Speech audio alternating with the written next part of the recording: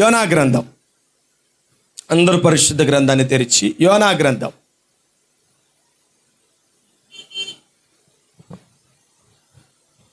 మొదటి అధ్యాయం. కొంచెం బేస్తకి యోనా గ్రంథం మొదటి అధ్యాయం. మనం చదువుకోబోయే వాక్య భాగంలో కొన్ని విలువైనటువంటి వచనాలు సందర్భాలు ఉన్నాయి. వాటినే మీకు పరిచయం చేసి ఈ ఉదయకాలపు వర్తమానాన్ని మనం ముగించుకుందాం. యోనా గ్రంథము మొదటి అధ్యాయము 3వ వచనాన్ని చదువుకుందాం. అయితే యెహోవా సన్నిధిలో నుండి తర్షీషు పట్టణమునకు పారిపోవాలనని యోనా యొప్పేకు పోయి ఓడను చూచి ప్రయాణమునకు కేవు ఇచ్చి యెహోవా సన్నిధిలో నిలువక ఓడవారితో కూడి తర్షీషునకు పోవుటకు ఓడ ఎక్కాను. ఎవరెక్కారు? ఓడ యోనా ఎక్కాడు. ఎందుకు ఎక్కాడు యోనా? చెప్పాలి. ఎందుకు ఎక్కాడు యోనా? తర్షీషుకి వెళ్ళడానికి ఎక్కాడా? దేవుని యొక్క మాటను తప్పించుకోవడానికి ఎక్కాడా? జాగ్రత్తగా విందాం. ప్రియమైనటువంటి దేవుని ప్రజలారా, ఈ దినం మనం మాట్లాడుకోబోయేటువంటి వాక్య భాగంలో ఉన్నటువంటి విలువైనటువంటి మాటలు ఏంటంటే, అవిధేయత అనేటువంటి పాపం, అవిధేయత అనేటువంటి ఆ యొక్క లక్షణం మనిషిలో ఉంటే ఏ రీతిగా మనుష్యుడు నష్టపోతాడో, ఏ రీతిగా మనుష్యుడు కోల్పోతాడో, దేవుని మేలును కోల్పోతాడో ఒక విధంగా మనకి తెలియపరచడానికి ఈ దినం దేవుని యొక్క వాక్యము మన ముందు తెరవబడి ఉన్నది. యోనాను గురించి, ఈ తర్షీషు పట్టణం గురించి, ఈ యోనా ప్రయాణం గురించి కొన్ని మాటలు. మంచిది, దేవునికి మహిమ కలుగును గాక. బిగ్గరగా చెప్దామా? కొన్ని విషయాలు నేను చెప్తాను. యోనా నినివే పట్టణాన్ని గురించినటువంటి కొన్ని విషయాలు మనం తెలుసుకున్న వాక్య భాగం నుంచి. యోనా ఎందుకు నినివే పట్టణానికి వెళ్లకుండా తర్షీషుకు వెళ్ళవలసి వచ్చింది? ఈ తర్షీషు యొక్క విధానం, తర్షీషుకు ఉన్నటువంటి కొన్ని విషయాలు మనం జ్ఞాపకం చేసుకుందాం. యోనా స్వయంగానే చెప్పాడంట నినివే పట్టణానికి వెళ్ళకపోవడానికి గల కారణం. నినివే పట్టణము పశ్చాత్తాపడడం, దేవుని నుండి క్షమాపణ పొందడం యోనాకు అస్సలు ఇష్టం లేదంట. ఎందుకంటే ఆ నగరాన్ని దేవుడు ధ్వంసం చేయాలని అతనికి ఉంది. అతని మనస్సులో ఒక ఆలోచన ఉంది. దేవుని నుంచి పారిపోవాలనని అతనికి అర్థమైనట్లు లేదు. చూడండి ప్రియమైనటువంటి దేవుని ప్రజలారా, దేవుని నుంచి మనం తప్పించుకోలేమన్నటువంటి అవగాహన అతనికి లేక నినివే పట్టణం ఎలాగైనా నశించాలి, నినివే పట్టణ ప్రజలు, నినివే పట్టణాన్ని దేవుడు ఎలాగైనా నాశనం చేయాలి, నినివే పట్టణాన్ని ఎలాగైనా దేవుడు ఆ పట్టణాన్ని పాడు చేయాలని నినివే పట్టణాన్ని గురించినటువంటి ఒక దురుద్దేశము యోనా మనస్సులో ఉండి, యోనా మెప్పేకు వెళ్ళి తర్షీషునకు వెళ్ళి ఓడను ఎక్కాడు. ఈ తర్షీషును గురించినటువంటి కొన్ని విషయాలు, నహోము రోజుల్లో నినివే పట్టణం అంట మరీ భయంకరమైనటువంటి హింసాత్మకంగాను క్రూరంగాను పూర్తిగా చెడిపోయినట్లుగా నహూము గ్రంథంలో ఈ తర్వాత గ్రంథంలో మనం చూస్తూ ఉంటాం. యోనా కాలంలో కూడా కొంతగా ఈ పట్టణము పాడైపోవడము, అదే స్థితిలో దేవునికి వ్యతిరేకంగా హింసాత్మకంగా క్రూరమైనటువంటి మనస్తత్వాలు కలిగినటువంటి మనుషులతో నిండినట్లుగా ఉంటూ ఉంటుంది. ఇది ఇశ్రాయేలుకు బద్ధ విరుద్ధమైనటువంటి బద్ధ విరోధి. ఈ పట్టణం అంట ఇశ్రాయేలులకు బద్ధ విరోధి అంట.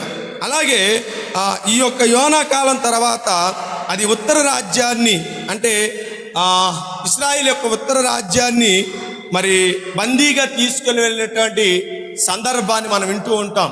యోనా నినివే పట్టణానికి వెళ్ళకపోవడానికి గల కారణం, నినివే పట్టణము ఇశ్రాయేలులకు బద్ధ శత్రువు. ఉత్తర రాజ్యాన్ని జయించి ప్రజలను దేశానికి చెరగా పోయినటువంటి పట్టణం నినివే పట్టణము. గొప్ప ఉన్నతమైనటువంటి రాజ్య నగరం అంట. విలువైనటువంటి సంపదలు, ఉన్నటువంటి అధికారాలతోనూ ఉన్నతమైనటువంటి విధానంలో ఉన్నటువంటి నినివే పట్టణం. దేవాతి దేవుడు నినివే పట్టణాన్ని రక్షించాలని, నినివే పట్టణ ప్రజలను తన వైపుకు తిప్పుకొని వారు చేయుచున్నటువంటి పాప కార్యక్రమాలను, నీచ కార్యక్రమాలను మాన్పించి తనలోనికి, తన వారిలోనికి ఆయనను మార్చుకోవాలని దేవుడు ఆశించి, మా అందరి వైపు చూడండి. దేవునికి స్తోత్రం కలుగునుగా. అర్థమవుతుందా? కొంచెం అర్థం చేసుకోండి. నినివే పట్టణాన్ని ఎలాగైనా దేవుడు కాపాడాలని, నినివే పట్టణ ప్రజలకు కూడా తన వార్తను ప్రకటించాలని, నినివే పట్టణ ప్రజలు కూడా తన ప్రజలు కావాలని దేవుడు ఆశించి ఇశ్రాయేలులకు బద్ధ విరోధి అయినటువంటి ఈ దేశం మీద కూడా దేవుడు తన కనుదృష్టి నిలిపి ఆ పట్టణానికి స్వార్థ ప్రకటించమని యోనాను పంపించాడంట. యోనాను పంపించినప్పుడు యోనా ఏం చేశాడంటే నినివేకు కాకుండా ఎటు వెళ్ళాడంటే తర్షీషుకు వెళ్ళాడంట. ఈ తర్షీషు యొక్క మరి ఎలాంటిదంటే తర్షీషు నినివే పట్టణానికి లేదా యోనా నివసించేటువంటి ప్రాంతము యెరూషలేము పట్టణానికి తర్షీషు పట్టణము 800 కిలోమీటర్ల దూరం. 800 కిలోమీటర్ల దూరం. ఈ దూరాన్ని తాను ఎంత దూరమైన వెళ్ళటానికి ఇష్టపడుతున్నాడు, కానీ దేవుని యొక్క చిత్తాన్ని జరిగించడానికి అతని మనస్సులో ఆలోచన లేక నినివే పట్టణాన్ని తప్పించుకోవడానికి తర్షీషు ఓడ ఎక్కి తర్షీషు ఓడకు డబ్బులు ఖర్చు పెట్టి మరీ ఇతను తర్షీషు ఓడకు పట్టణానికి ప్రయాణం వెళుతున్నాడు. ఇక్కడ జరిగినటువంటి సంఘటన కొంచెం మీకు వివరించి వర్తమానాన్ని ముగింపులోనికి తీసుకువస్తాను. జరిగిన సందర్భం ఏంటంటే ఇప్పుడు చదువుకున్నటువంటి వాక్య భాగంలోనికి మనం వద్దాం. చూడండి, యోనా గ్రంథము 1వ అధ్యాయము 3వ వాక్యంలో రాయబడినటువంటి మాట. అయితే యెహోవా సన్నిధి నుంచి తర్షీషు పట్టణమునకు పారిపోవాలనని యోనా యొప్పేకు పోయి తర్షీషునకు పోవు ఒక ఓడను చూచి ప్రయాణమునకు కేవు ఇచ్చి యెహోవా సన్నిధిలో నిలవక ఓడవారితో కూడి తర్షీషునకు పోవుటకు ఏమెక్కాడంటండి? ఎక్కడి నుంచి వెళ్ళడానికి? దేవుని యొక్క పని నుండి తప్పించుకోవడానికి, దేవుని యొక్క సన్నిధి నుంచి దూరంగా వెళ్ళిపోవడానికి తర్షీషునకు బయలుదేరి వెళ్ళాడు యోనా.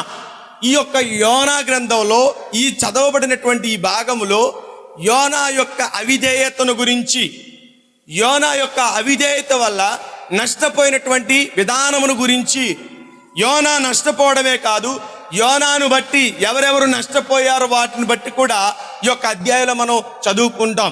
ప్రియమైనటువంటి దేవుని ప్రజలారా, అవిధేయత అనేది ఎవరి మనస్సులో ఉంటుందో, అవిధేయత అనేది ఎవరి హృదయంలో ఉంటుందో వారిలో ఉన్నటువంటి మొట్టమొదటి లక్షణం ఏంటంటే దేవుని పనికి వారు దూరముగా పారిపోవడం. మొదటి యొక్క విధానం ఏంటంటే వారు దేవుడు చెప్పినటువంటి పనిని చేయకుండా, దేవుడు నియమించినటువంటి పనిని చేయకుండా, దేవుడు ఉద్దేశించినటువంటి సంకల్పాన్ని నెరవేర్చకుండా తమ సొంత చిత్త ప్రకారము నడిపించబడతా ఉంటారు. అందుకే ఆదివారం పూట ప్రార్థనలు మాని పనికెళ్తా ఉంటారు. అందుకే అప్పుడప్పుడు దేవుని సన్నిధికి దూరం అవుతూ ఉంటారు. వాక్య భాగంలో ఇర్మియా ప్రవక్త విలాపాల గ్రంథాన్ని ఒకటి రాశాడు. అందులో విలాపించడానికి గల కారణాలు, ఏడవడానికి గల కారణాలు, అతడు దుఃఖ ప్రవక్తగా బిరుదు పొందడానికి గల కారణాలు, ఎందుకు దేవుడు జనభరితమైన పట్టణాన్ని ఎందుకు ఏకాకిగా చేశాడో, సౌందర్యమైన పట్టణము ఎందుకు అది అంత వికారంగా మార్చబడిందో, ప్రజల చేత ఉన్నటువంటి పట్టణము ఇప్పుడు శూన్యంగా మార్చబడిందో ఎందుకని భక్తుడు ఆవేదన చెందుతూ రాస్తున్నాడంటే అక్కడ అంటున్నాడు, వారు నియామక కోటాలకు రానందువల్ల. ఎందువల్ల అంట? నియామక కోటాలు అంటే ఏర్పాటు చేయబడినటువంటి దేవుని యొక్క సమయాలు. విశ్రాంతి దినమే కానీ ఆనాటి యూదులకు ఉన్నటువంటి కాలమును బట్టి, ఆనాటి యూదులకు ఉన్నటువంటి సమాజపు కోటాలను బట్టి వారు నియమించుకున్నటువంటి కొన్ని సందర్భాల్లో ఉన్నటువంటి ప్రార్థనా సమావేశాలకు వారు రావడం మానేశారు. విలపించడానికి గల కారణం ఎందుకు? భక్తుడైనటువంటి ఇర్మియా ఎందుకు విలపిస్తూ ఈ అధ్యాయాన్ని రాసి, ఈ యొక్క గ్రంథాన్ని రాశాడంటే ప్రజల యొక్క అవిధేయత, వారు దేవునికి దూరమైనటువంటి పని, వారు దేవునికి విముఖులుగా నడిచినటువంటి విధానమును బట్టి పట్టణము పాడైపోయింది. ప్రజలు నాశనమైపోయారు. అందమైనటువంటి కన్యకులు అంద వికారము చేత నింపబడ్డారు. బలవంతులైన వారు బలహీనులుగా మార్చబడ్డారు. నడవగలిగి పరిగెత్తగలిగి సామర్థ్యం కలిగినటువంటి వారు వీధులలో ప్రాకుతూ ఉన్నారు. ఎందుకని? అవిధేయత కారణము చేత, అవిధేయత మనస్సులో ఉండటం చేత దేవుడు నియమించిన పనులు వారు చేయటం మానేశారు. ఈ యోనా కూడా అంతే. దేవుడు చెప్పింది చేయకుండా, దేవుడు చేయమన్నది చేయకుండా, దేవుడు చెప్పాడు స్పష్టంగా, యోనా నువ్వు నినివేకి లేచి నువ్వు నినివేకి వెళ్ళు, నినివే ప్రజలతో నా మాట చెప్పాలి, నినివేకి వెళ్ళని దేవుడు స్పష్టముగా నినివే అని మాట ఇస్తే యోనా ఎక్కడికి వెళ్ళాడు? తర్షీషు అనేటువంటి చోటకి వెళ్ళాడు. ఇప్పుడు నినివే పట్టణానికి వెళ్ళమన్నాడా? తర్షీషుకు వెళ్ళమన్నాడా? నినివే పట్టణానికి వెళ్ళమన్నాడు. ఇప్పుడు యోనా ఎక్కడికి బయలుదేరాడు? తర్షీషుకు వెళ్ళాడు. ప్రియమైనటువంటి దేవుని ప్రజలారా, నీ జీవితంలో నా జీవితంలో జాగ్రత్తగా వెతికితే అప్పుడప్పుడు దేవుడు చెప్పింది మాని, దేవుడు వెళ్ళమన్న చోటుకి వెళ్ళటం మాని, దేవుని సన్నిధిని మాని, దేవుని యొక్క సహవాసాన్ని మాని మన సొంత ఇష్టాలను నెరవేర్చుకున్నటువంటి సందర్భాలు మన జీవితంలో లేకపోలే కదా. దేవుని మాటకు అవిధేయులంగా నడిచే మనం కూడా కొన్నిసార్లు అని చెప్పలేను, కానీ కొంతమంది జీవితంలో ఎక్కువ తారసపడతా ఉంటాయి. ఎక్కువగా కొంతమంది జీవితాల్లో కనబడుతూ ఉంటాయి. ప్రార్థన మానేస్తున్నారు, దేవునితో సహవాసం మానేస్తున్నారు. జాగ్రత్త, అవిధేయత అనేది నీ హృదయంలో పుట్టిందా, దానివల్ల తీరని నష్టాన్ని అనుభవిస్తావు నువ్వు. దేవుని వాక్కును, దేవుని యొక్క సన్నిధి సహవాసాన్ని, దేవునితో కలిసి ఉండి స్తుతించేటువంటి ఆ పరిశుద్ధుల సమూహాన్ని నువ్వు దూరం చేసుకున్నావు అనుకో, నీ జీవితంలో తీరని నష్టాన్ని అనుభవించాలి. యోనా నినివే పట్టణానికి వెళ్ళమంటే తర్షీషుకు వెళ్ళాడు. యోనా దేవుని చిత్తానికి విరుద్ధంగా నడవడము ప్రారంభించాడు. ఏంటంటండి, ఇప్పుడు దేవుని సన్నిధి నుంచి దూరం అవుతున్నాడంటే దేవుని యొక్క చిత్తాన్ని ఇప్పుడు ఏం చేస్తున్నాడు? చిత్తానికి విరుద్ధంగా మార్గాలు వేసుకుంటున్నాడు. ప్రియమైనటువంటి దేవుని ప్రజలారా, ఆదివారం దేవుని సన్నిధి ఏమంటే, ఆదివారం దేవుని స్తుతించే సమయం. ఇశ్రాయేలులకు, యూదులకు శనివారం సబ్బాతు దినం. అది వారు సమాజ కూటంగా కూడుకొని ప్రభువుని స్తుతిస్తారు, ప్రభువుని కీర్తిస్తారు, ప్రభువుని మహిమపరుస్తారు. వారి దగ్గర ఉన్నటువంటి తోరా అనేటువంటి గ్రంథాన్ని వారు తెరిచి దానిలో ఉన్నటువంటి వాక్యములను అంటే మాటలను చదువుకొని దాని ప్రకారంగా వారి యొక్క నడవడికను సరిచేసుకొని ఎక్కడన్నా ఈ తోరాలో రాయబడిన దేవుని న్యాయ విధికు విరుద్ధమైనటువంటి ప్రవర్తన ఏదైనా ఉంటే ఆ రోజు ఆ దినమందు వారు దేవాలయంలో పశ్చాత్తాపడతారు, దుఃఖపడతారు. అదే కదా ఎజ్రా నెహెమ్యా కాలంలో దొరికినటువంటి గ్రంథపు చుట్టలో మాటలు వారు చదువుతుండగా ప్రజలు ఒక జాము సేపు నిలవబడ్డారు. వారు ఒక రోజంతా నిలవబడి జాము సేపు ఈ ధర్మశాస్త్రంలో రాయబడినటువంటి మాటలను వారి చెవిని పెట్టుకొని విని ఏం చేశారు? వారి పాపములను బట్టి ఏడ్చారు. అవునా? మిగతా వాళ్ళు నోరు తెరవట్ల. మౌనం అర్ధంగీకారమా, పూర్ణంగీకారమా? మాట్లాడాలి. దేవునికి స్తోత్రం కలుగునుగా. బిగ్గరగా చెప్దాం, గట్టిగా చెప్దాం, ఉన్న మటుకు చెబుదాం, నిద్ర వస్తున్న వాళ్ళందరూ చెబుదాం. దేవునికి స్తోత్రం. మంచిది. ప్రియమైనటువంటి దేవుని ప్రజలారా, ఇదిగో చూడండి, దేవుని సన్నిధికి వస్తే, దేవుని దగ్గరకు వస్తే, దేవుడు మాట్లాడేది వింటే దేవుడు మనకేం చెప్పాడో దానిని బట్టి మన జీవితాల్లో సరి చేసుకోవడానికి అవకాశం ఉంటుంది. ఇప్పుడు ఈ నినివే పట్టణాన్ని విడిచిపెట్టి యోనా తర్షీషుకు వెళ్ళటంలో ముఖ్య ఉద్దేశం అతనిలో ఉన్నటువంటి ఒక ఆలోచన దేవునికి విరుద్ధంగా మార్గాన్ని ఏర్పాటు చేసుకుంది. ఏంటా ఆలోచన అంటే 4వ అధ్యాయం 2వ వాక్యంలో రాయబడినటువంటి మాట. అక్కడ ఏమంటాడండి, యెహోవా నేను నా దేశమందుండగా ఎట్లు జరిగిద్ది అనుకున్నాడంట. ఎట్లు జరిగిద్ది అనుకుంటున్నారు? తలల పైకి ఎత్తండి. ఎట్లు జరిగిద్దని అనుకున్నాడు? 3వ అధ్యాయంలో ఆఖరి ఆ పైన మాటలో అక్కడ అంటున్నాడు చూడండి, ఏమంటున్నాడంటే విడిచి బలత్కార్యములను మనుషులేమి పశువులేమి సమస్తమును గోనె పట్ట కట్టుకొనవలెను. జనులు మనోపూర్వకముగా దేవుణ్ణి వేడుకొనవలెను. చాటించి ప్రకటన చేసిరి. ఈ నినివే వారు మానుకొనగా దేవుడు చూచి, చూడండి ఏమయ్యాడంటే ఇప్పుడు వారు చేయుచున్న దుర్మార్గపు క్రియలను, చెడు క్రియలను విడిచిపెట్టేశారంట. అంటే అంతకు ముందు వరకు వారి జీవితం ఎలా ఉంది, వారి ప్రవర్తన ఎలా ఉంది, వారి నడవడిక ఎలా ఉన్నది, వారి ఆలోచన ఎలా ఉన్నాయి, ప్రతి వారి ఆలోచన దుర్మార్గం చేత నింపబడింది.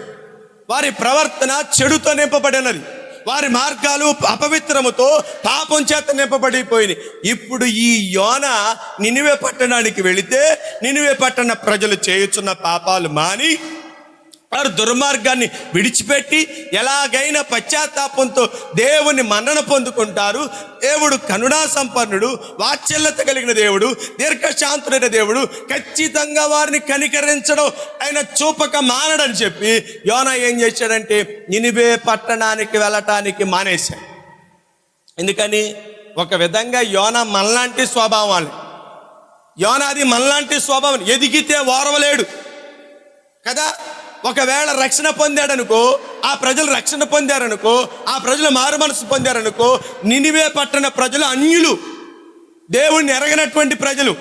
ఒక విధంగా చెప్పాలంటే న్యాయ విధులు లేవు, కట్టడలు లేవు, పరిశుద్ధత తెలియనటువంటి ప్రజలు, పాపానికి దాసులైనటువంటి ప్రజలు, పాపం చేత నడిపించబడుతున్నటువంటి ప్రజలు.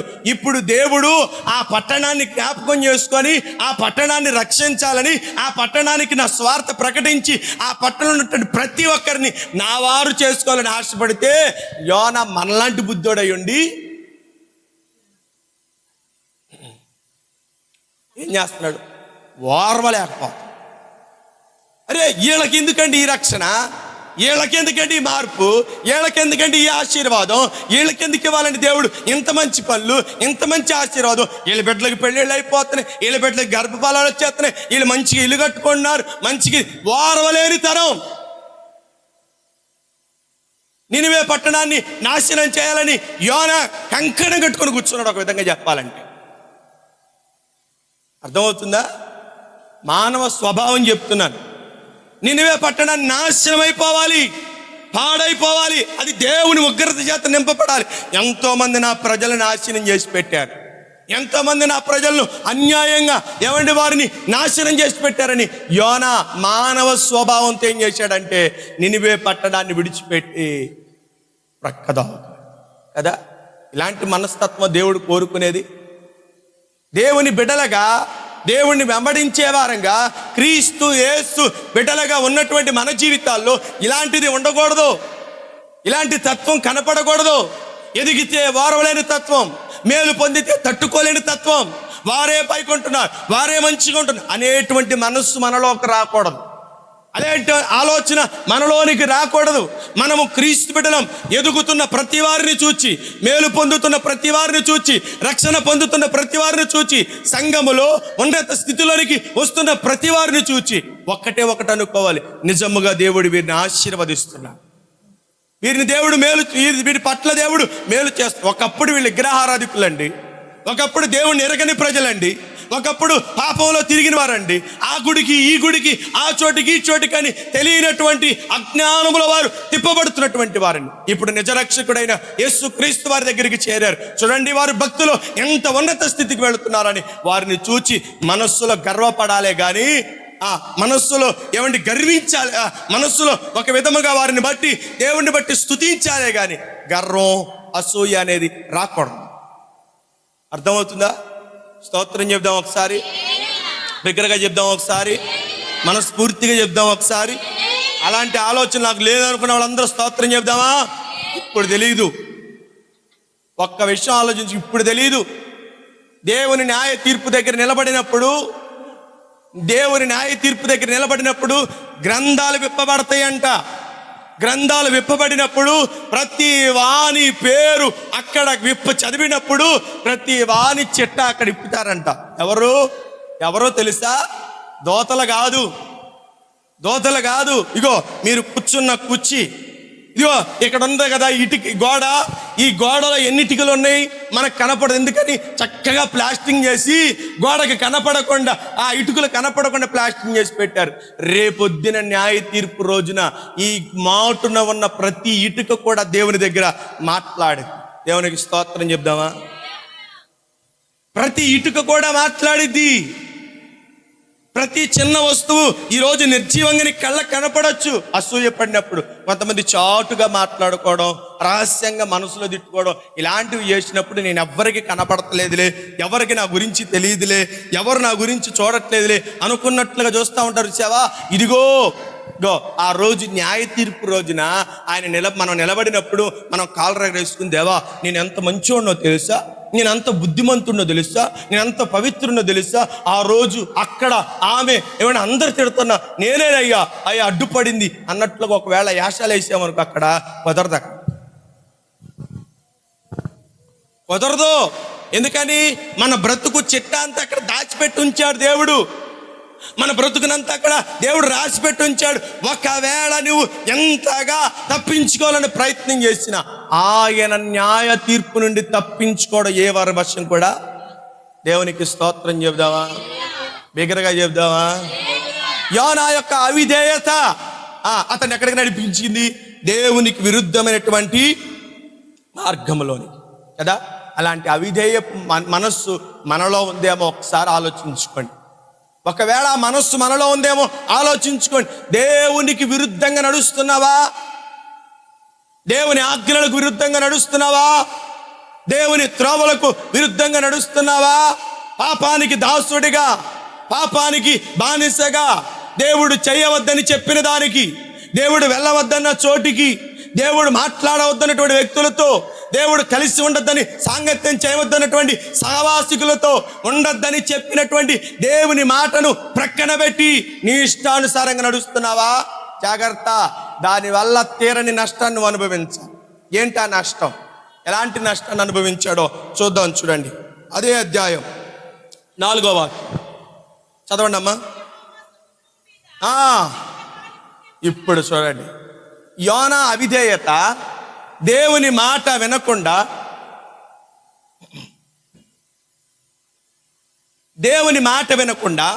దేవుని ఆజ్ఞకు లోబడకుండా తర్షీషుకు ప్రయాణమయ్యాడు. వాడకి కూర్చున్నాడు. ఇప్పుడు యోనా ఎక్కడ కూర్చున్నాడు? వాడ అడుగు బాగాన చక్కగా నిద్రపోతూ గాఢ నిద్రలో ఉన్నాడు. ఇప్పుడు ఏం జరిగిందో తెలుసా?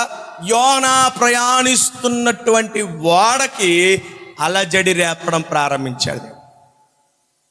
అవిధేయత అనేది మనస్సులో ప్రారంభమైతే దానివల్ల కలిగేటువంటి ఫలితం ఏంటంటే జీవితంలో కలవరాలు ప్రారంభమవుతాయి అంట. జీవితంలో కలవరాలు ప్రారంభమవుతాయి. తాపీగా సాగుతున్నటువంటి ప్రయాణం, సుఖంగా రేవుచి చేరవలసినటువంటి ప్రయాణం, గమ్యానికి సురక్షితంగా చేరవలసినటువంటి ప్రయాణం మధ్యలోనే అవకతవకల చేత, ఆటంకాల చేత, ఇబ్బందుల చేత నావ ఏం చేయబడుతుంది? ఇప్పుడు అల్లల్లాడిపోతుందంట. అర్థమవుతుందా? వినబడుతుందా? అవిధేయత అనే పాపం ఎవరి జీవితంలో ఉంటుందో, ఎవరి మనస్సులో ఉంటుందో, వారి జీవితంలోనికి, వారిని బట్టి వారి కుటుంబంలోనికి, వారిని బట్టి వారి యొక్క సంతానం మీదకి దేవుడు కలవరాలు తీసుకువస్తాడు. జీవితం ఇప్పుడు ఏమైతే తెలుసా? గందరగోళంగా మార్చబడిద్ది. కుటుంబ వ్యవస్థ ఎలా మార్చబడితే తెలుసా? కలవరాల చేత, కన్నీళ్ళ చేత నడిపించబడిద్ది. ఎందుకయ్యా ఈ అవకతవకలు? ఎందుకయ్యా ఈ కలవరాలంటే ఒకని అవిధేయత కుటుంబానికి తీరని నష్టం కదా. యోనా గురించి మనం చదివితే యోనా ఏవి ఎరగనోడిలాగా వాడు అడుగు భాగానికి వెళ్ళి పడుకున్నాడు. కానీ పైనున్నటువంటి ప్రజలు అల్లాడిపోతున్నారండి. పైనున్నటువంటి ప్రజలు అల్లాడిపోతున్నారు. ఈ పడవ కొంత సరుకును రవాణా చేస్తుంది. రవాణాకి వెళుతున్న సరుకు అందులో ఉంది. వీళ్ళు ప్రయాణానికి సరిపడినటువంటి ఆహారం వాడ నడిపేటువంటి నాయకులకే కానీ, లేకపోతే ప్రయాణించేటువంటి ప్రయాణికులకే కానీ ఆహారం కొంత ఉంది. ఇప్పుడు ప్రయాణికులు వెళ్ళేవాళ్ళు ఉట్టి చేతులతో వెళ్ళరుగా. దేవునికి స్తోత్రం. ఇప్పుడు ఉట్టి చేతులతో వెళ్ళరుగా. వారి చేతిలో కొంచెం సామాగ్రి. వెళ్ళేటువంటి వారు సుమారుగా ఒక 100 మంది మనం లెక్కేసుకుందాం. వాడలో ప్రయాణం వెళ్తున్నటువంటి 100 మంది. వారికి అవసరపడే సరుకులు, వారి భోజన సామాగ్రి, వాళ్ళ ఓడకి సరిపడేటువంటి ఇంధనమో లేకపోతే ఇంకేమన్నా సామాన్లు, ఇవన్నీ దాంట్లో ఉన్నాయి.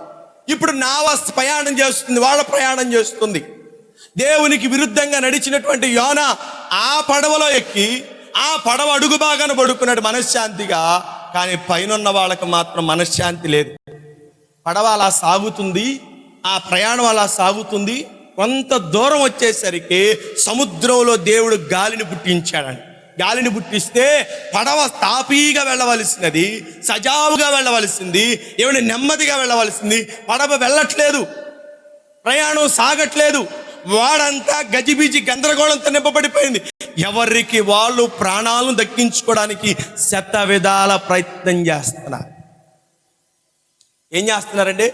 శత విధాల ప్రయత్నం చేస్తున్నారు. ఇప్పుడు వాడని ఎలాగైనా నెమ్మది పరచాలి, వాడని ఎలాగైనా తేలికపరచాలి, ఈ వాడ ఎలాగైనా గమ్యానికి చేర్చాలి. ఈ వాడలో ఉన్నవారు ఎవరు కూడా చనిపోవడం ఏమండి మంచిది కాదని చెప్పి చనిపోకుండా ఉండడం కొరకు నావను పడవను తేలికపరచడానికి తెచ్చుకున్న సామాగ్రి అంతా నీటిపాలు చేసేసారు.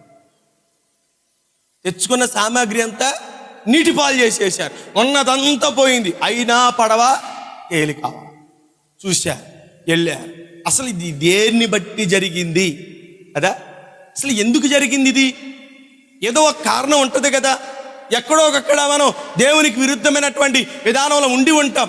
మనలో ఎవడో ఒకడు దీంట్లో ఈ సృష్టికర్త అయినటువంటి దేవునికి, లేకపోతే ఈ ప్రకృతిని పరిపాలించేటువంటి దేవునికి, లేదా ఈ అలజడికి కారణమైన వాడు ఎవడో ఇందులో ఉంటాడు. వాడిని బయటికి తీస్తే గానీ ఈ పడవ నెమ్మది పరచబడదని చీట్లు వేశారంట. చీట్లు వేస్తే చీట్లు ఎవరి పేరు వచ్చిందో తెలుసా? పైనుండి ప్రయాసపడే వాళ్ళ పేరు ఒక్కడి పేరు రాల. అర్థమైందా? పైనుండి ప్రయాసపడుతున్నారే వాడకని తేలిపరచాలని. అరే నీ దగ్గర సామాన్లు, అరే మొన్ననేరా మా ఆవిడికి ఏమంటే నగలు కొన్నాను, తీసుకెళ్తున్నా రే, నగల సంగతి తర్వాత, ముందు ప్రాణం దక్కాలి, పడే నీటిలో పడే అన్న. వాడి జీవితం అంతా కష్టపడిన సంపాదన కుటుంబం కోసం, భార్య కోసం నగలు తయారు చేయించుకుని వెళ్తుంటే నీటిలో పడేసాడు. మరొకడు ఉన్నాడు, ఎలా నీ దగ్గర ఏమన్నాయి? అయ్యి బాబోయ్ మా కూతురు అడిగింది అయ్యా, చక్కగా అడిగింది అయ్యా, నాకు సామాన్లు తీసుకెళ్తున్నాయి అయ్యా, సరుకులు తీసుకెళ్తున్నాయి, లేకపోతే బొమ్మలు తీసుకెళ్తున్నాను, బొమ్మల గిమ్మలే మొత్తం పడేయాను. ఇక ప్రతి ఒక్కడు వాడు ప్రయాసపడుతూ వాడను తేలికపరచాలి, ఇది సురక్షితంగా చేరాలని ప్రయాసపడుతున్నటువంటి వారి పేరు, ఒక్కళ్ళ పేరు కూడా చీటీలోకి రాల. బహుశా ఒక 100 మంది పేరేసుకున్నాం. 100 మంది పేరును చీటీల్లో రాసి ఆ చీటీని అలా పడేసి పేరు తీస్తే ఎవరి పేరు వచ్చిందో తెలుసా? పైన కనపడే వాళ్ళు ఎవరు లేరు అక్కడ. ఓనా పేరు పైన ఎవరు కనపడతలా. సరే అంత ఎదిగితే మనోడు నెమ్మదిగా విశ్రాంతి పొందుతున్నాడు అంటే ఎక్కడికి వెళ్ళి? ఓడ అడుగు బాగా. అసలు ఓడ అడుగు బాగానే ఎలా ఉంటుందో తెలుసా? ఆ ఓడ ప్రయాణించడానికి ఆ ఇంధనం అంతా అక్కడే ఉంటుంది, కానీ మనోడికి అక్కడే మనశ్శాంతిగా నిద్ర పడుతుంది కదా. కొంతమంది ఏనుగు ఏదో వర్షం కురిసినా లేవలేనంత నిద్రపోతూ ఉంటారు. కుంభకరుని నిద్ర మామూలు నిద్ర కాదు కదా. పక్కన ఏం జరుగుతుందో కూడా తెలియదు. ఒకవేళ ఇంటికి దొంగతనానికి దొంగ వచ్చినా అస్సలు పొరపాటు నిన్ను బట్టి వాడు ఏ ఇబ్బంది పడు కదా. అలాంటి నిద్రపోతూ ఉంటారు కొంతమంది. దేవునికి స్తోత్రం. యోనా అడుగు బాగా నిద్రపోతున్నాడు. పైనున్నటువంటి వారు అలజడికి కారణమవుతున్నారు. ఎవరైతే అవిధేయతతో ఉంటున్నారో వారి కుటుంబంలో కలవరాన్ని ప్రారంభిస్తారు. మనం ఈ విషయాన్ని జ్ఞాపకం చేసుకుంటే ఆకాను దగ్గరికి వెళితే ఆకాను కూడా ఇదే సంగతి ఒకటి జరిగించాడు కదా. దేవుని మాట వినక, దేవుని మాటకు లోబడక, దేవుడు చెప్పింది చేయకుండా తన జీవితంలో విరుద్ధమైన మార్గాన్ని ఏర్పాటు చేసుకున్నటువంటి ఆకానును బట్టి ఇశ్రాయేలులు అపజయాల పాలయ్యారు. కుటుంబంలో ఒక్కడుంటే చాలు, దేవునికి అవిధేయుడిగా ఒక్కడు బ్రతికితే చాలు. ఆ ఒక్కడిని బట్టి కుటుంబం అంతా కలిపి, కుటుంబం అంతా కలవరాలు, నెమ్మది లేని పరిస్థితి, సుఖం లేని పరిస్థితి, సంతోషం దొరకని పరిస్థితి. ఏంటయ్యా కలవరాలు, ఏంటయ్యా దిగులు, ఏంటయ్యా వేదన, ఏంటయ్యా ఈ రోగాలు, ఏంటయ్యా అప్పులు, ఏంటయ్యా సమస్యలు అంటే నీ జీవితంలో, నీ కుటుంబంలో దేవునికి విరుద్ధమైనటువంటి అవిధేయమైనటువంటి మార్గాన్ని ఏర్పాటు చేసుకున్నవారు ఎవరో ఉన్నారు. కదా. ఒకవేళ నువ్వై ఉండొచ్చు, లేకపోతే నేనైనా అయి ఉండొచ్చు. మన కుటుంబంలో రేగుతున్న అలజడులకు, కలవరాలకి కారణం ఏంటని మనం ఏమని ఎక్కడికి వెళ్ళి వెతకాలి? కొంతమంది ఏం చేస్తున్నారో తెలిసి ఈ మధ్యన జాతకాలు చూపించుకునే వాళ్ళ దగ్గరికి వెళ్తున్నారు. ఎందుకని?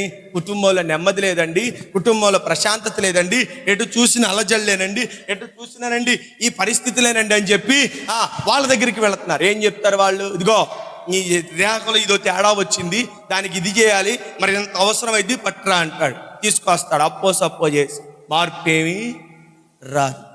సరే, మనం ఇల్లు కట్టుకోవడంలో ఏమైనా దోషం ఉందేమో అని చెప్పి వాస్తు సిద్ధాంతిని పిలుచుకొస్తారు. వాస్తు సిద్ధాంతి, అయ్యా మా ఇంట్లో నెమ్మది లేదయ్యా, మా ఇంట్లో గలిబిలయ్యా, మా ఇంట్లో అలజళ్ళయ్యా, మా ఇంట్లో గొడవలయ్యా.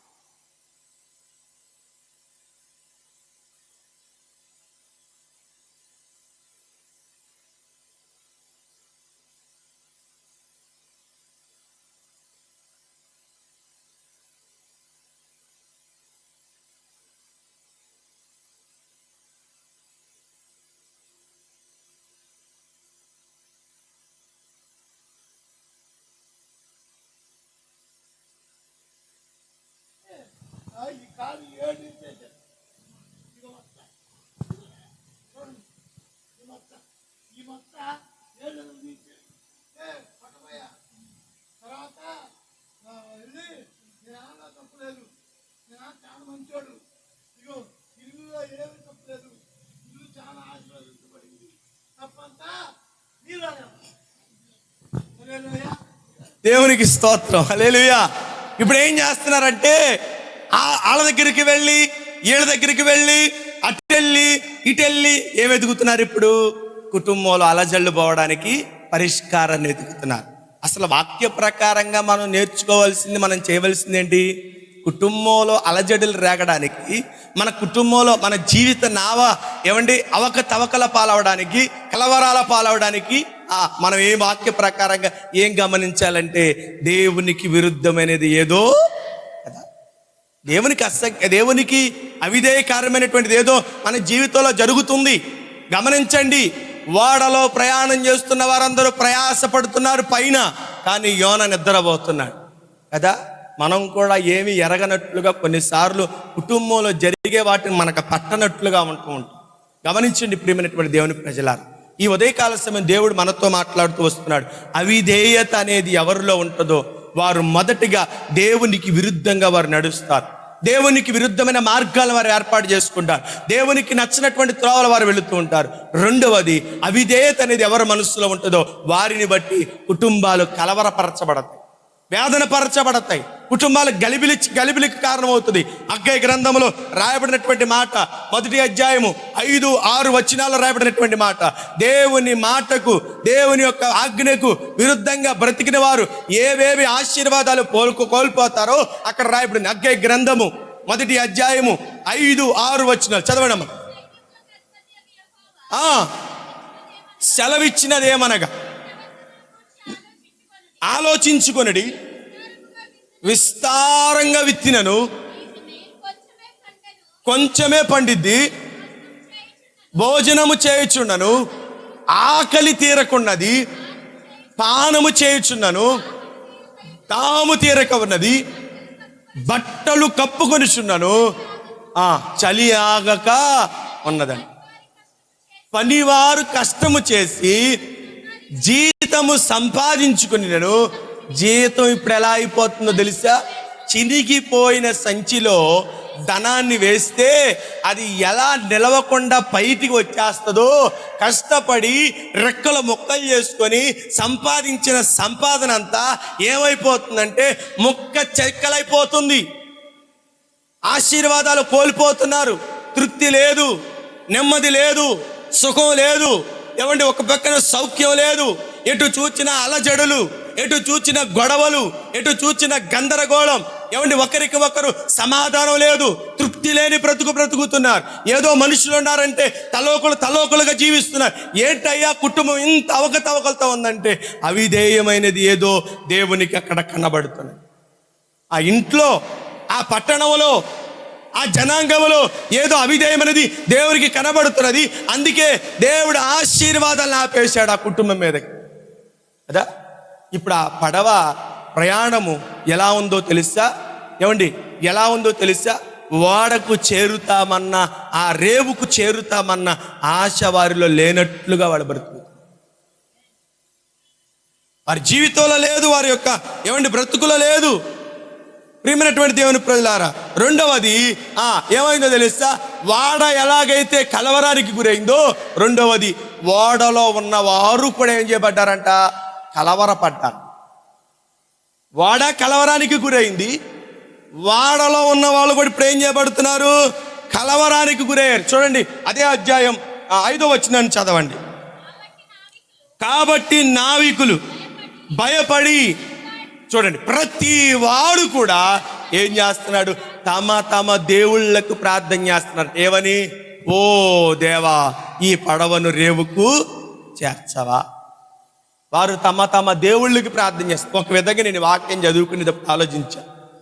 వారు ప్రయాణం చేసినటువంటి ఇన్ని సంవత్సరాలు, ఆ నావికుడు ఒక విధంగా పడవ నడిపేటువంటి నావికుడు, లేదా రెగ్యులర్గా పడవ ఎక్కేటువంటి ఒక వ్యక్తి ఆ పడవలో ఉన్నాడు అనుకోండి.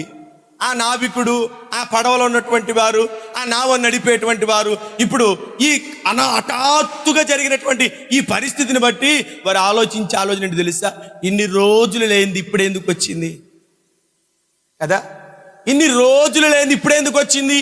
ఇన్ని రోజులు జరగని ఈ యొక్క నష్టం, ఇన్ని రోజులు జరగని ఈ యొక్క ప్రాణహాని, ఇన్ని రోజులకు జరగనటువంటి ఈ యొక్క శ్రమ ఎందుకు వచ్చిందని ఒకవేళ ఓడ నావికులందరూ కూడా, ఏవైతే ఓడలో ఉన్న వారందరూ కూడా కలవరానికి గురైపోతూ ఉంటారు. ఏమండి, సజావుగా సాగుతున్న జీవితాన్ని పాడు చేసేది ఏంటో తెలుసా? చక్కగా సాగుతున్న కుటుంబాన్ని పాడు చేసేది ఏంటో తెలుసా? అవిదే. ఒకటి, కుటుంబానికి అలజడి. రెండు, మనుషులకు కూడా అలజడి. సమాధానం ఉండదు, ఒకరికి సఖ్యత ఉండదు. ఏమంటే ఒకళ్ళు ఆ మొహం అటువైపు తిప్పితే ఒకళ్ళు ఈ మొహం ఇటువైపు తిప్పుతూ ఉంటారు. ఏంటయ్యా అంటే ఏమంటారు తెలుసా? ఏదోనండి చిన్న సమస్య వచ్చింది. ప్రియమైనటువంటి దేవుని ప్రజలారా, క్రైస్తవ కుటుంబాలు ఎలా ఉండాలో తెలుసా? లోకానికి మాదిరిగా ఉండాలి, లోకానికి మార్గదర్శకంగా ఉండాలి ఈ కుటుంబం. అబ్రహాము ఇస్సాకుల కుటుంబం నేటికి కూడా క్రైస్తవ ప్రపంచానికి ఒక మార్గం. ఇస్సాకు రెబెకాల యొక్క కుటుంబం నేటికి ఇప్పుడు క్రైస్తవ తరానికి మార్గం కదా. ఏమంటే ఆదాము హవ్వల కుటుంబాలు కూడా నేటికి క్రైస్తవుల జీవితానికి ఒక మార్గం. దేనిని బట్టి? వాళ్ళలాగా నడిస్తే మీరు నష్టపోతారనడానికి కదా. ఆశీర్వాదం పొందాలంటే అబ్రహాముని చూపిస్తారు కదా. విధేయత కలిగి జీవించాలంటే ఇస్సాకును చూపిస్తారు. వర్ధిల్లడానికి యాకోబును చూపిస్తారు. నిన్ను చూపించి ఏం చెప్పాలి చెప్పు? ఇప్పుడు నిన్ను చూపించి ఏం చెప్పాలి? ఈ కుటుంబాన్ని చూసి, లేదా ఈ వ్యక్తిని చూసి, లేకపోతే వీళ్ళ సంఘాన్ని చూసి, అమ్మా ఈ సంఘం ఎలాంటిది, లేదా ఈ కుటుంబం ఎలాంటిది, లేదా ఈ వ్యక్తి ఇలాంటివాడని ఒకళ్ళకి మాదిరిగా బ్రతికేటట్లుగా మన జీవితాలు ఉన్నాయా? అలా బ్రతుకుతున్నాం మనం? లోకరీత్యా లోకపు మనుషులు, లోకపు మనుషులే దేవునిని ఎరగనటువంటి వారే చక్కగా ఉంటే, దేవుడిని ఎరిగిన ప్రజలు మన కుటుంబాల్లో అలజడులు ఏంటండి? మన కుటుంబాల్లో గలిబిలు ఏంటండి? మన కుటుంబాల్లో కలవరాలు ఏంటండి? మన కుటుంబంలో అసమాధానం ఏంటండి? మన కుటుంబంలో ఈ యొక్క గొడవలు, ఈ కలవరాలు ఎందుకండి అంటే దేవునికి అవిధేయమైనటువంటి కార్యక్రమము మన జీవితంలో, మన కుటుంబంలో, లేదా మన వ్యక్తులలో ఎవరో ఒక్కొక్కళ్ళు చేస్తారు కదా. తెలుసుకోండి, మార్గాలు తప్పితే సరి చేసుకోవడానికి అవకాశం ఉంది. ఇంకా మార్గాలు తప్పితే మార్గాలు సరి చేసుకోవడానికి అవకాశం ఉంది. ఇప్పుడు మార్గం తప్పిన నీ జీవితం, మార్గం తప్పి తిరుగుతున్న నీ బ్రతుకు ఒక్కసారి వెనక్కి తిరిగి నువ్వు నడిచేది సరైనదా కాదని ఒక్కసారి పరిశీలన చేసుకుంటే వాక్యము నీకు తెల్లగా తెలియపరుస్తుంది. నీ మార్గం సరైనది కాదని, నీ త్రోవ సరైనది కాదని, నువ్వు పోవు మార్గం క్షేమాన్ని కలిగించదని, నీ కుటుంబానికి అది తీరని మచ్చను తెచ్చిపెట్టిద్ది, నీ కుటుంబంలో ఉన్నటువంటి వ్యక్తులకి తీరని బాధను తెచ్చిపెట్టింది. అయ్యా మానుకో. దేవునికి విరుద్ధమైన అవిధేయతమైన కార్యక్రమం ఏమైనా నీ జీవితంలో ఉందేమో, నీ నడక ఉందేమో. యోనా తర్వాత ఆ పరిస్థితిని బట్టి యోనా ఏమండి, యోనా ఆ తర్వాత పశ్చాత్తాపడి దేవుని సన్నిధిలో దుఃఖపడ్డాడయ్యా. 3 దినాలు చేప కడుపులో ఉండి అతడు దేవుని సన్నిధిలో ప్రార్థన చేస్తూ పశ్చాత్తాపడ్డాడు.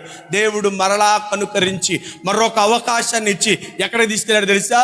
ఆ యొక్క నినివే పట్టణపు యొక్క గవిని దగ్గరికి తీసుకువెళ్ళాడు. 3 రోజులంత ప్రయాణము ఒక్కరోజే చేసి ఒక్కరోజే దేవుని సువార్తను ప్రకటించాడు. ఆ ఒక్కరోజు చేయబడిన ప్రకటన నినివే పట్టణాన్ని కాపాడింది. నీ వలన దేవుడు చేయగలనుకుంటున్నటువంటి కార్యాలు, ఆయన సంకల్పించిన పని, ఆయన ఉద్దేశం నీ వలన నెరవేర్చబడాలంటే ఇదిగో నీ మార్గాలను ఒక్కసారి యోచించు. సామెతల గ్రంథం రాయబడినటువంటి మాట ఒకటి ఉంది కదా, 24వ అధ్యాయంలో 18వ వాక్యం చూడండి అమ్మా. నేను ముగిచ్చేస్తున్నాను, అయిపోయింది. కాదమ్మా కాదు, ఒకని మార్గం ఆయన దృష్టికి సరైనది గాని. సామెతల గ్రంథం రెఫరెన్స్ 14:12 చూడండి. రెఫరెన్స్ సామెతల గ్రంథం 14వ అధ్యాయం 12వ వాక్యంలో రాయబడినటువంటి మాట చదవండి. కనపడు మార్గము కలదు, అయితే తుదకు ఎక్కడికి తీసుకెళ్ళిద్ది అంట అమ్మా? ఎక్కడికి తీసుకెళ్ళిద్ది? మరణానికి తీసుకువెళ్ళిద్దంట. జాగ్రత్త ప్రియమైనటువంటి సహోదరి సహోదరుడా, దేవునికి అవిధేయమైనటువంటి కార్యక్రమం లేదా దేవునికి అవిధేయమైనటువంటి పనులు, దేవునికి విరుద్ధమైనటువంటి నడవడిక నీ జీవితంలో ఉందేమో జాగ్రత్త. ఇప్పటి వరకు నీ జీవితం బాగానే ఉండొచ్చు, కానీ ఒకానొక రోజున దేవుడు నీ కుటుంబం మీదకి గాలిని రేపుతాడు. నీ కుటుంబం మీదకి గాలిని రేపుతాడు. చక్కగా ఉన్న కుటుంబం చెదిరిపోయేటట్లుగా, ఏమండి క్షేమంగా ఉన్న జీవితం, కుటుంబాలు ఏమండి పాడైపోయే స్థితికి. ఇది శాపం కాదు, ఇది శాపం కాదు. ఒక విధంగా నీ జీవితానికి అవగాహన తెచ్చేటట్లుగా, నువ్వు తీరని నష్టం రాకమునిపే, నీ కుటుంబం పాడవక మునిపే, నీ కుటుంబంలో ఉన్నటువంటి వారు నీ వలన నష్టపోక మునిపే, ఈ దినమే నీ మార్గాలేంటో ఎరిగి ప్రభు ఎదుట పశ్చాత్తాపడు. ఈ యోనానే తర్వాత దేవుని పరిచర్య కొరకు వాడబడ్డాడు. నీవు కూడా అటు రీతిగా నడిపించబడాలంటే ప్రభు సన్నిధిలో ఎక్కడ నీవు అవిధేయురాలివయ్యావో, ఎక్కడ దేవుని ఆజ్ఞకు విరుద్ధమైన జీవితాన్ని జీవిస్తున్నావో, తప్పుడు త్రోవలో వెళుతున్నావా, తప్పుడు నడవడికలో వెళుతున్నావా, తప్పుడు పనులు చేస్తున్నావా, తప్పుడు ఉద్దేశాలతో ఉంటున్నావా, జాగ్రత్త. నీ కుటుంబం మీదకి అలలు రాకమునిపే, నీ జీవితం మీదకి అలలు రాకమునిపే, నీ కుటుంబ నావను గాలి చెదరగొట్టక మునిపే ఇప్పుడే దేవుడు అవకాశం ఇచ్చి కృపాకాలాన్ని నీ మధ్య నుంచి తీసివేయక మునిపే తన వాక్కుని నీకు అందిస్తున్నాడు. అవిధేయమైనదేదో నీ జీవితంలో ఒక్కసారి జ్ఞాపకం చేసుకో. అవిధేయమైనదేదో నీ జీవితంలో ఒక్కసారి జ్ఞాపకం చేసుకో. చిన్న తప్పైనా సరే దాని యొక్క పరిణామస్థానం పెద్దది, తీవ్రంగా ఉంటుందంట. ఏమంటే చిన్న పొరపాటైనా సరే దాని పరిణామ స్థితి ఎలా ఉంటుందో తెలుసా? తీవ్రంగా ఉంటుంది. అందుకే లోక సామెత ఏంటో తెలుసా? చిన్న పావునైనా పెద్ద కర్రతో కొట్టాలని. అర్థమైందండి? చిన్న పావునైనా పెద్ద కర్రతో కొట్టాలంట. ఎందుకని?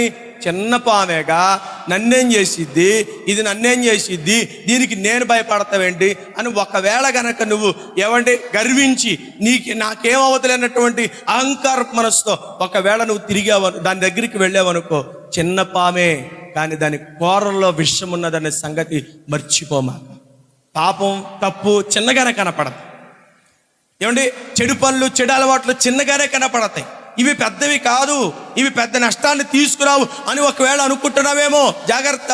అది చిన్నదైనా సరే పెద్దదైనా సరే. అవ్వ ఎంత పాపం చేసింది? ఊరంత పాపం చేసిందా? చిన్న పాపం ఏం చేసింది? ఆజ్ఞ అనే గీతను దాటి అవతలకి వెళ్ళింది. అంతే. ఏం చేసింది తెలుసా? ఆజ్ఞ అనే గీతను దాటి అవతలకి వెళ్ళింది. ఉన్న పాటున ఏమొచ్చింది చెప్పండి? చూడండి, మొదట భూమి శపించబడింది.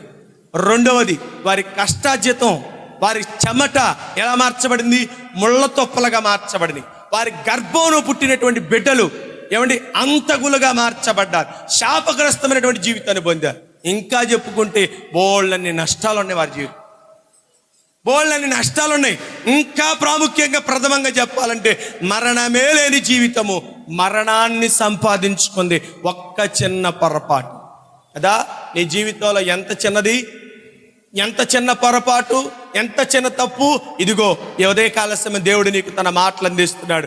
ఈ మధ్యాహ్న కాల సమయం ఒకవేళ నువ్వు గ్రహించి జ్ఞాపకం పెట్టుకోగలిగితే దేవుడు నీతో మాట్లాడుతున్నాడు. నువ్వు చేసిన తప్పును పశ్చాత్తాపడి, దేవా నిజమే, నేను నిజంగానే తప్పుడు త్రోవకు వెళుతున్నాను, అవిధేయమైన కార్యక్రమాలను చేస్తున్నాను ప్రభా, అయ్యా నేను నష్టం వైపు పాపం వైపు నడుస్తున్నాను ప్రభా, నన్ను క్షమించని ఒకవేళ దేవుని సన్నిధిలో దేవుని పాదాలు పట్టుకొని బ్రతులాడుకుంటే కరుణావాత్సల్యము గల దేవుడు ఆయన నినివే పట్టణమును నాశనము చేయకుండా తన ఉగ్రతను మానుకున్నట్లుగా నీ జీవితంలో రేగుతున్న అలలను, రేగుతున్న ఆ యొక్క తుఫానును అణిచివేసి నెమ్మదినిచ్చి నీకు తన రాజ్యములో వారసత్వాన్ని కలగజేస్తాడు. అట్టి కృపాధన్యత దేవుడు మనకిచ్చినట్లుగా మోకరించి చిన్న ప్రార్థన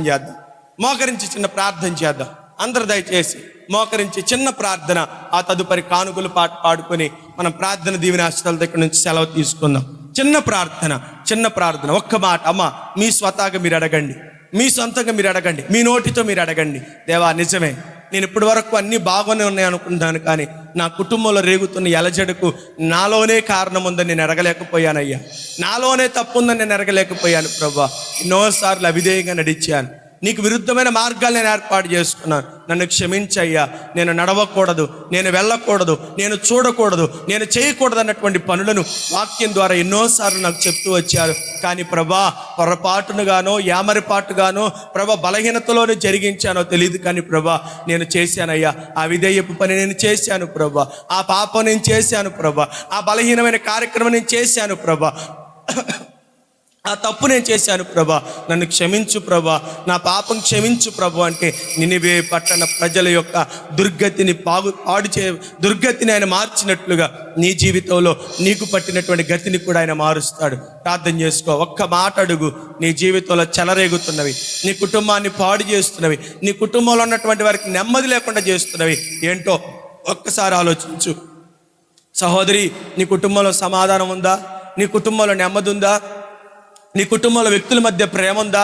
అయితే అవి ఉంటే దేవునికి విధేయమైనటువంటి దానిగా నేను బ్రతుకుతున్నావు. లేదా కుటుంబంలో అలజడులు రేగుతున్నాయా? అయితే అవిధేయం అనేది ఏదో చిన్నది నీ లోపల ఉంది. దయచేసి వాటిని విడిచిపెట్టు. మధ్యాహ్న కాల సమయం, ఈ 3వ పునరుద్ధాన దినం, దేవుడు నీకు అందించిన చక్కటి మాట, మరలా ఎన్నడూ కూడా నువ్వు దేవుని రాజ్యాన్ని కోల్పోకూడదని దేవుడు ఉద్దేశించాడు. తెలుసుకొని గ్రహించి, దేవా నిజమే, ఈ తప్పు నా వల్లే జరిగింది, ఈ పొరపాటు నా వల్లే జరిగింది ప్రభు అని ఏ అవిధేయమైన కార్యక్రమం చేశావో దానిని బట్టి ప్రభు సన్నిధిలో పశ్చాత్తాపడు. ప్రభు నీ యొడల కనికరము చూపించి ఆయన జాలి చూపించే దేవుడు.